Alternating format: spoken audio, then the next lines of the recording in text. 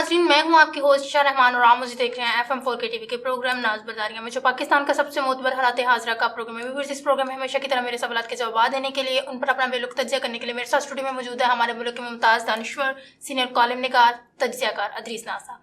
अस्सलाम वालेकुम सर। वालेकुम अस्सलाम। सर, सैलाब तो हर साल आता है और ये बात हमें भी मालूम होती है कि मानसून का सीज़न जब स्टार्ट होता है तो सैलाब आना ही होता है। वो अलग बात है कि इस दफ़ा सैलाब अपने साथ बड़े पैमाने पर तबाही लेकर आया है। हुकूमत हर साल यही कहती है कि वो हर बार पिछले साल से बेहतर इंतजाम करेगी, लेकिन करती नहीं है। क्या कहेंगे आप इसके बारे में? ईशा, बहुत खूबसूरत सवाल है। पाकिस्तान में मानसून जो है, मतलब ये तो हर साल हमारा सीज़न है ये मानसून। अच्छा, हर साल फिर जो मैदानी इलाके हैं उनमें बारिशें होती हैं और कुछ इलाके ऐसे जहाँ बहुत ज़्यादा बारिशें होती हैं। फिर जो इंडिया पानी छोड़ देता है उससे फ्लड आता है पाकिस्तान में, हर साल आता है। हुकूमत हर दफ़ा ये दावे करती है कि इस दफ़ा हम बहुत इंतजाम करेंगे वगैरह वगैरह, लेकिन कुछ भी नहीं होता। अच्छा, आप इसमें देखिएगा एक चीज़ जो सोशल मीडिया पे एक जुमला वायरल कर रहा है, उसको ज़रा गौर कीजिएगा। मैंने उस पर बड़ा गौर किया कि ये क्यों कहा गया। उन्होंने कहा कि जिसे हम सैलाब, तबाही या अजाब कह रहे हैं, इसे गोरे जो हैं या यूरोप जो है या जो एडवांस वर्ल्ड है वो इसे मिस मैनेजमेंट या मैनेजमेंट कहते हैं। अगर आपने मैनेजमेंट की है तो वो अजाब नहीं है, अगर मिस मैनेजमेंट है तो वो अजाब है। इस पर ज़रा गौर कीजिएगा वो उन्होंने क्यों कहा। जो आपका सवाल है कि सैलाब तो हर साल आना होता है, ये नहीं कि अगले साल नहीं आना, अगले साल भी आना है। और ये जो एक शोशा छोड़ा गया है कि अमेरिका ने मसनूई बादल बना के, जो वो उस पर भी हम बात करेंगे कि वो तो बड़ा महदूद पैमाने पर किया जा सकता है ना, इतनी बड़ी तबाही उससे नहीं लाई जा सकती। खैर, पहले हम इस पे आते हैं कि मानसून में ये तो हर दफ़ा होना होता है कि सैलाब आना है, इसमें कोई शुबा नहीं है। तो हुकूमत क्या करती है? पहली बात तो ये कि अभी स्वात में मेरे बहुत करीबी दोस्त हैं जनाब हकीम रफ़ीक शाकिर साहब, उनसे मेरी बात हो रही थी। मैंने उनकी खैरियत दरियाफ्त करने के लिए, उनका बहुत बड़ा प्लाजा है, बहुत बड़ी बिल्डिंग है वहाँ पे, तो मुझे ये था कि मैं उनकी खैरियत दरियाफ्त करूँ, उनके बच्चों की खैरियत दरियाफ्त करूँ कि वो कैसे हैं। उन्होंने एक अजीब पॉइंट की बात किया, मेरे ज़हन में से पिछले 10 दिन में ये पॉइंट था। ये जो होटल था ना, न्यू हनीमून होटल जो स्वात में, कलाम का होटल, जो सारे का सारा बर्बाद हो गया, तबाह हो गया, और अल्लाह रब्बुल इज़्ज़त हमें ऐसे हादसा से महफूज रखे, बहुत बड़ा नुकसान हुआ। अच्छा, कभी गौर कीजिएगा कि जितने भी होटल तबाह हुए अभी तक, आप देख रहे हैं ना वीडियोस, जितनी भी वीडियोस आई हैं, दरिया ने, पानी ने हर सूरत अपना रास्ता लेना होता है, उसने आना है। अब वो कितनी शिद्दत के साथ है ये बाद में हम बात करेंगे। इस दफा पानी ज्यादा शिद्दत के साथ, वो अपने साथ पहाड़ों के पहाड़ बहा के ले आया, बड़े बड़े पत्थर आ गया उसमें बह के। अच्छा, गौर कीजिएगा कि मोस्टली वो उन्हीं रास्तों से गुजरा है जहां पहले से दरिया गुजरते थे जी, उन्हीं रास्तों से गुजरा ना, उसने नए रास्ते तो तलाश नहीं किए। जब आप पानी को रास्ता ना देंगे तो फिर वो नए रास्ते तलाश करेगा। दरिया ने अपने मुतय्यन रास्ते से गुजरना होता है। हमने क्या किया, जितने भी होटल्स और बड़े बड़े बिल्डिंग जो मस्मार हुई हैं, आप गौर कीजिए वो कहाँ बनी थी? दरियाओं में जी। या दरिया के बिल्कुल किनारे पे बनी है या दरिया के अंदर बनी है, वो दरिया की जगह थी। तो भाई आपने वहां पे एक बहुत बड़ा होटल बना दिया। ये जो होटल हनीमून है, वहां मैं रह गया हूं, पिछले साल मैं वहां था। ये सारे के सारे होटल जो अब तक गिरे हैं, ये हैरान कुन पॉइंट है, वो सारे के सारे दरिया की जमीन में बनाए गए हैं, दरिया की जगह पे बनाए गए हैं। भाई अब सारा साल तो दरिया वहां से गुजरता नहीं है, दरिया ने तो गुजरना है 1 साल के बाद। इस दफा पानी बहुत ज्यादा है जिसकी बात हो रही है। इस दफा सिर्फ सैलाब नहीं आया, एक अजाब आया, एक तबाही लेके अपने साथ आया। तो अब पानी ने तो उन्हीं रास्तों से गुजरना था ना, जो उसके लिए मुतय्यन कर दिए गए, उन्हीं रास्तों से गुजरा वो। अब आपने उन रास्तों में अपने घर बना लिए, आपने उन रास्तों पे होटल्स बना लिए, तो इसमें पानी का क्या कसूर है भाई? अगर वो सारे के सारे गिर गए हैं होटल, तो पानी का क्या कसूर है? आपने गौर कीजिएगा कि पहली बात तो आपकी इंतजामिया किस हद तक नालायक लोगों के हाथों में है। कौन लोग हैं जो उन्हें सर्टिफिकेट्स दे देते हैं, NOC दे देते हैं कि आप यहाँ पे बना लें, होटल बना लें। अच्छा, आपको पता है ना 15 किस्म के इदारे हैं जिन्होंने क्लियर करना होता है, NOC देना होता है, तब जाके कोई होटल या कोई बिल्डिंग बनती है। वो सारे के सारे इदारे, जो मिस मैनेजमेंट की बात हो रही है ना, कि जिसे आप अजाब कह रहे हैं, ये अजाब नहीं है। आप कहें कि एक बहुत बड़ा होटल गिर गया, 3 स्टार 5 स्टार होटल गिर गया, तो ये अल्लाह का अजाब है। अल्लाह का अजाब है? गौर कीजिएगा, ये मिस मैनेजमेंट है। आपने एक होटल बनाया, आपने दरिया के किनारे पे बना दिया या दरिया के अंदर बना दिया। अब जब पानी आया तो पानी ज्यादा था और वो बिल्कुल किनारे पे है, पानी का बहाव ज्यादा है, अब उसने किनारे काट दिए, तो वो बिल्कुल किनारे पे है। तो क्या होना था, जब उसकी बुनियादों में पानी चला गया तो उसने तो गिरना है जी, उसने नीचे से मट्टी निकाल दी है। तो हमने जितनी बिल्डिंग्स बनाई थी, आप गौर कीजिए, पूरी की पूरी स्वात वैली और उस तरफ के एरियाज, वो मिस मैनेजमेंट की वजह से गिरे हैं। इस बात को ज़हन में रखना चाहिए। और क्या हुकूमत ने इस बारे में कोई वाज़ेह اقدامات کر لیے ہیں کہ اگلے سال وہ جو بلڈنگز بنیں گی اس کو انشور کیا جائے گا کہ وہ ایسی جگہوں پر نہیں بنے گی جہاں سے پانی کا بہاؤ دریاؤں میں نہیں بنائی جائے گی, ایسی جگہوں پہ نہیں بنائی جائے گی. کون NOC جاری کرتا ہے؟ کیا آپ کے ادارے پہلے یہ نہیں دیکھتے کہ یہ زمین جو ہے یہاں زلزلے کتنے آتے ہیں؟ آپ کے پاس اتنے ادارے ہیں, ادارے اپنا اپنا کام نہیں کر رہے بھائی. جو آپ نے ادارے بنا دیے ہیں وہ آپ کو بتاتے نہیں فلڈ نے آنا ہے تو کن کن راستوں سے گزرنا ہے. اچھا اب آپ چلے جائیں ملتان سے آگے کی سائڈ راجن پور چلے جاتے ہیں, بہاول نگر سے آگے نکلتے ہیں اور پھر ہم سندھ میں جائیں گے اور بلوچستان کا ذکر کریں گے. یہاں تو یہ ہوا نا کہ آپ نے دریا میں بنا دیے تھے, وہاں کے لوگ وہاں بھی مس مینجمنٹ کی وجہ سے ہوا. وہ کیسے عشا؟ ہوتا یہ ہے کہ آپ وہاں راجن پور والی سائڈ پہ آپ کو پتا ہے پانی ملتا ہی نہیں, وہاں پہ بارشی پانی پہ انحصار ہے سارے کا سارا لوگوں کا.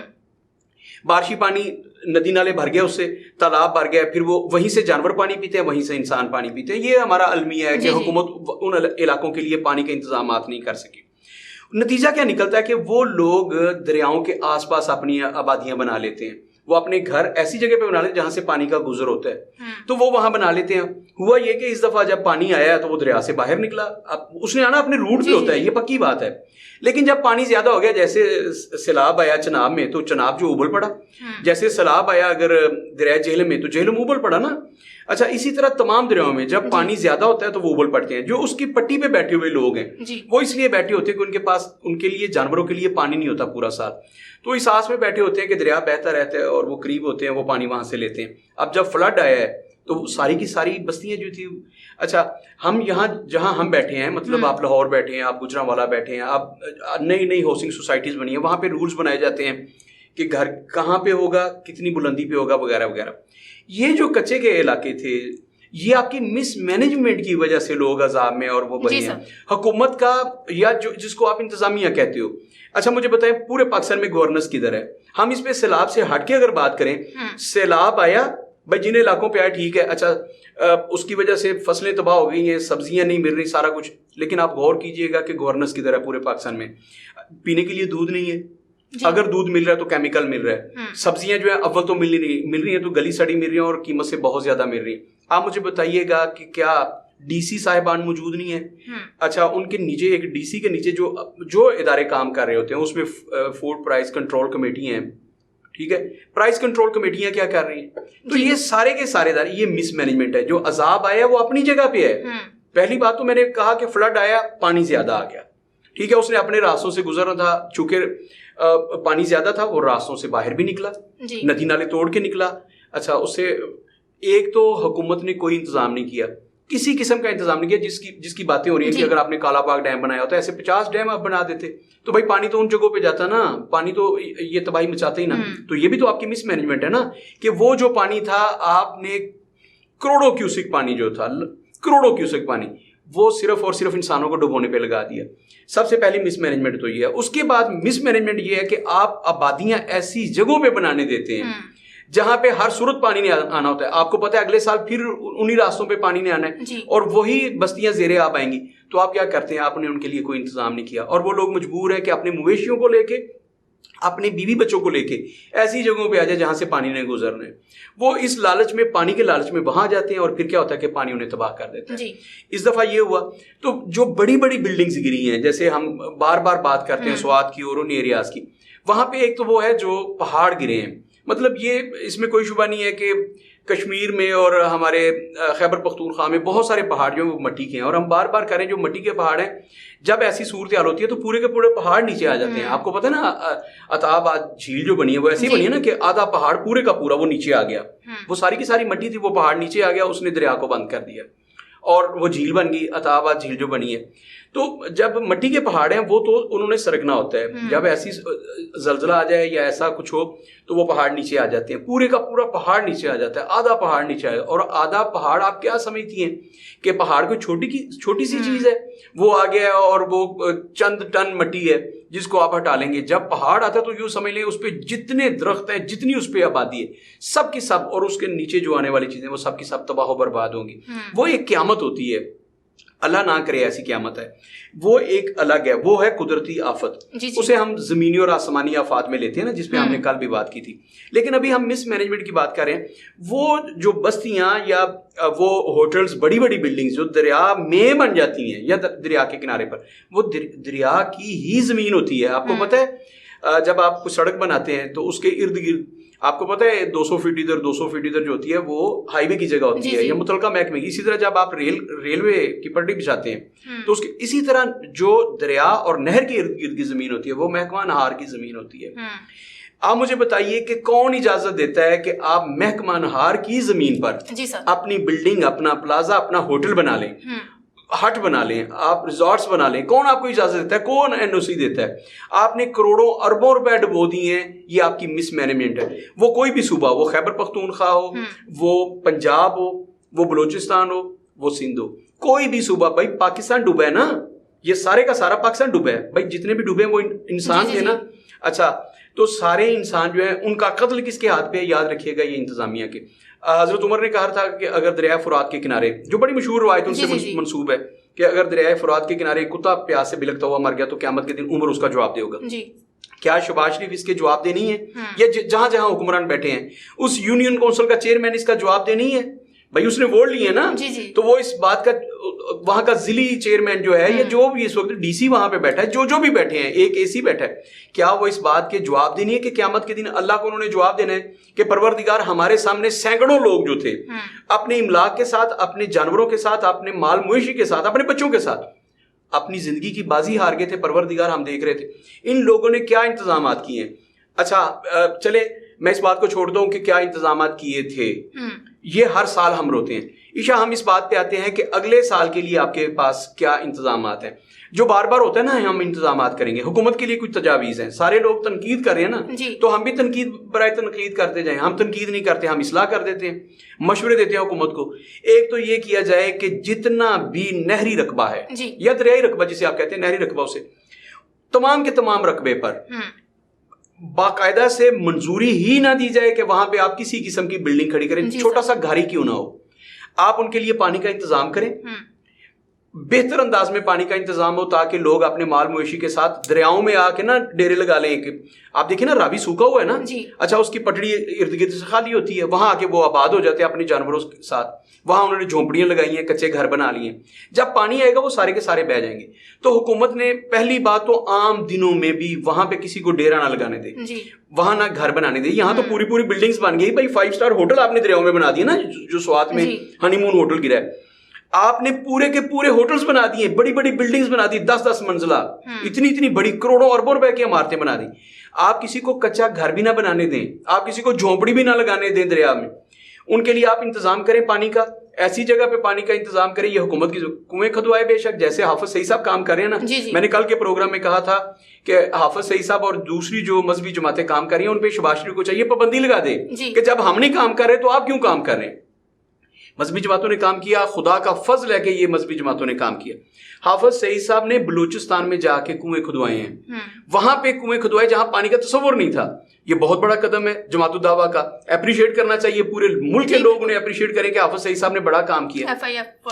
تو سارے سب لوگ جتنے بھی ہیں, اس دفعہ 50 تنظیمیں ہیں. مجھے فخر ہے کہ ہمارے گجرانوالہ سے جو ثاقب رضا مصطفی ہیں, ان کی مصطفی فاؤنڈیشن جو ہے اس نے بہت بڑا کام کیا, اب تک کام کر رہے ہیں میدان میں.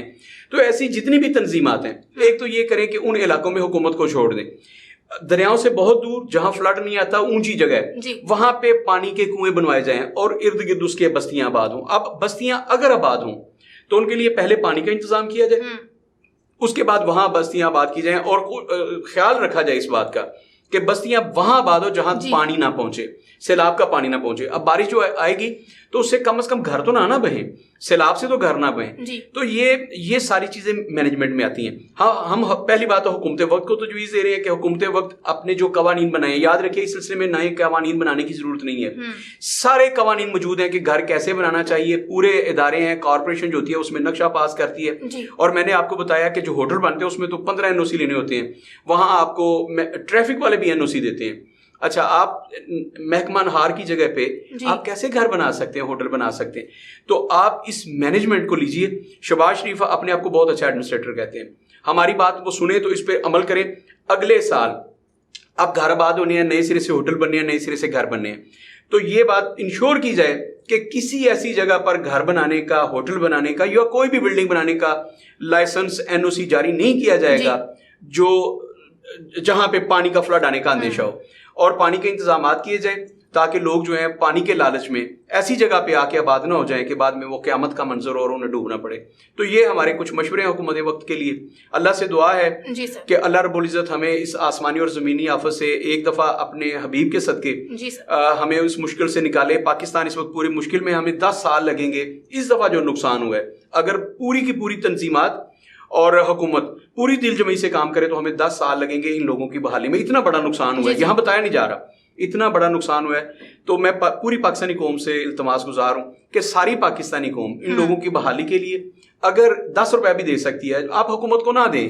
مجھے تو خود اعتماد نہیں ہے نا ان پہ, آپ حکومت وقت کو نہ, لیکن وہ تنظیمات جیسے حافظ سعید صاحب کام کر رہے ہیں, یا جیسے میں نے ادارہ مصطفیٰ کا نام لیا, اور بہت ساری تنظیمیں جو لوگ کام کر رہے ہیں, خدمت فاؤنڈیشن کام کر رہی ہے جماعت اسلامی کی, تو جتنے بھی لوگ ایسے کام کر رہے ہیں, مجھے نام اگر میں سارے نہیں لے سکا اس کا مطلب یہ نہیں, وہ جتنے بھی ہیں 10 20 50 لوگ جو مذہبی تنظیمات کام کر رہی ہیں, آپ ان کے ہاتھ مضبوط کیجئے, ان کو پیسے دیں. آپ خود نہیں جا سکتے ان علاقوں میں, ان کو کمبل دیں, ان کو بے شک ایک ڈسپرین دیں. وہاں پہ لوگوں کو میڈیسن بھی تو چاہیے, آپ بے شک ایک ڈسپرین, ایک پتہ نہیں دے سکتے گولیوں کا, تو ایک گولی دے دیں, لیکن آپ تعاون کیجئے. کوئی ایک پاکستانی ایسا نہ ہو جو اس وقت اس مشکل گھڑی میں اپنے بھائیوں کی مدد نہ کرے. یہ ہمیں اسلام نے بھی بتایا اور انسانیت بھی یہی بتاتی ہے. یاد رکھیے گا, دنیا کا سب سے بڑا مذہب انسانیت کا مذہب ہے, جو ہمیں بتاتا ہے کہ دوسرا انسان کسی مذہب سے بھی تعلق رکھتا ہو, کسی مسلک سے تعلق رکھتا ہو, اس کی جان بچانا آپ پہ فرض ہے. تو سارے کے سارے پاکستانی جو ہیں اس صورتحال میں گھروں سے نکلے, لوگوں کی مدد کریں جس انداز سے مدد کر سکتے ہیں. میرے جو 2 دوست ڈاکٹر ہیں, میں ان کو مبارکباد پیش کرتا ہوں کہ وہ وہاں سیلابی علاقوں میں لوگوں کی خدمت کر رہے ہیں. اور کل میرے ایک دوست ہیں, انہوں نے ایک چھوٹی بچی کو لوگ نکال کے لائے, جیسے رات 12:30 1 بجے, جیسے ہی انہوں نے اس بچی کی جان بچائی ہے. میں انہیں سلام پیش کرتا ہوں, اور آج ان کو یہ ویڈیو بھیجیں گے کہ ہم آپ کو اپریشیٹ کر رہے ہیں. تو انہوں نے چھوٹی بچی کو جیسے ریسکیو کیا, جیسے اس کی جان بچائی ہے. میں ان ساری ٹیم کو سلام پیش کرتا ہوں, ہمارے ڈاکٹرز جو کام کر رہے ہیں, اور وہ رضاکار اور فوجی جو وہاں کام کر رہے ہیں, مذہبی جماعتوں کے لوگ, اور کچھ تو شہید ہوئے ہیں لوگوں کو ریسکیو کرتے ہوئے. ان سب کی روحوں کے ثواب کے لیے میں کہوں گا کہ لوگ ہمارے ان کی روحوں کے ثواب کے لیے اپنے گھروں میں فاتحہ خوانی کریں. یہ بڑے لوگ ہیں جو انسانیت کے لیے کام کر رہے ہیں, اللہ انہیں جزائے خیر عطا فرمائے. اور پھر ایک مرتبہ حکومت ہوش کے ناخن لے, اگلے سال کے لیے پوری مشینری کے ساتھ اور پورے SOPs کے ساتھ اس پہ عمل درآمد کرائے, انشور کرے کہ اگلی دفعہ اگر سیلاب ہے, اس سے بھی بڑا نقصان ہے, تو نقصان نہ ہو. اور لوگ جو ہیں ایک دفعہ پھر ان سے اپیل ہے کہ گھروں سے نکلیں, اور لوگوں کو بے شک ایک سود کی اٹی کے ساتھ ان کی مدد کریں, مدد ضرور کریں. جی سر. جی ناظرین, آپ نے ہمارے سینئر تجزیہ کار کی گفتگو سنی. امید ہے آپ کو آپ کے بہت سے سوالات کے جوابات مل گئے ہوں گے. اسی کے ساتھ اپنی میزبان عائشہ رحمان کو اجازت دیجیے. اللہ حافظ.